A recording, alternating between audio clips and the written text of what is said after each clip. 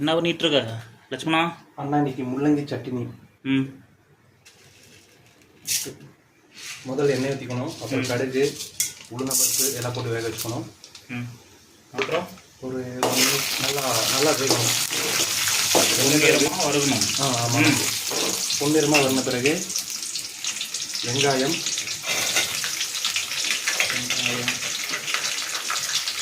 அது நல்லா வறுக்கணும். அடுத்தது கருவேப்பிலை,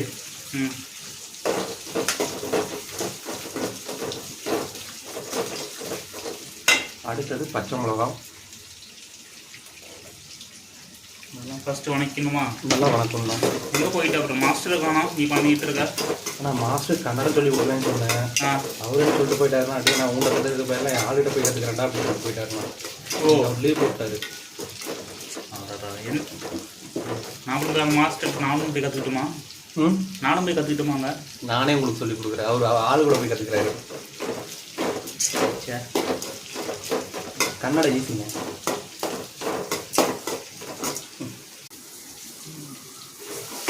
என்ன லட்சுமணா வெந்துருச்சா? நான் வெந்துருச்சுண்ணா. அடுத்து என்ன பண்ணணும்? அடுத்து முள்ளங்கி இருக்குது, அது நம்ம சீவி வச்சுருக்கோம். அந்த முள்ளங்கியை வந்து உள்ளே போட்டு வணக்கணும். அதையுமே இது ஒரு 10 மினிட்ஸ் விடணும்.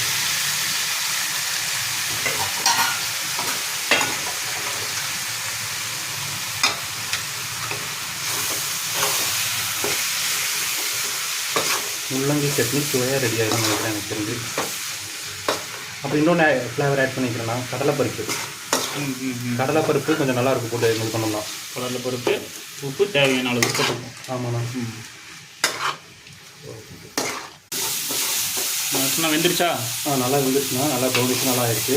ஓகே, இந்த மாதிரி நீங்கள் வந்து ஆற வச்சு ஃபேன் மேலே ஆற வச்சு அரைச்சோம்னா அருமையான சட்னி ரெடி. முள்ளங்கி சட்னி ரெடி. இன்னும் ஆர்டிஸ் அரைச்சுனா? நல்லா ஆறிடுச்சுண்ணா. அடுத்து போட்டு அரைச்சா ஓகேவா? அரைச்சி இன்னொரு சின்ன ஒர்க் இருக்குது, அது முடிச்சுட்டு. என்னது? கடைசியில் சொல்கிறேன், இருங்க முடிச்சுட்டு சொல்கிறேன். போதும் போதும், கொஞ்சம் கொஞ்சமாக போட்டு அரைச்சிக்கோ.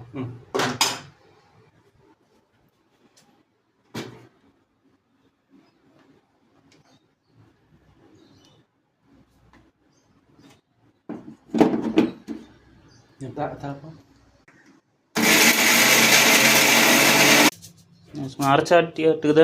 ஆமாம், அரைச்சாச்சுங்கண்ணா.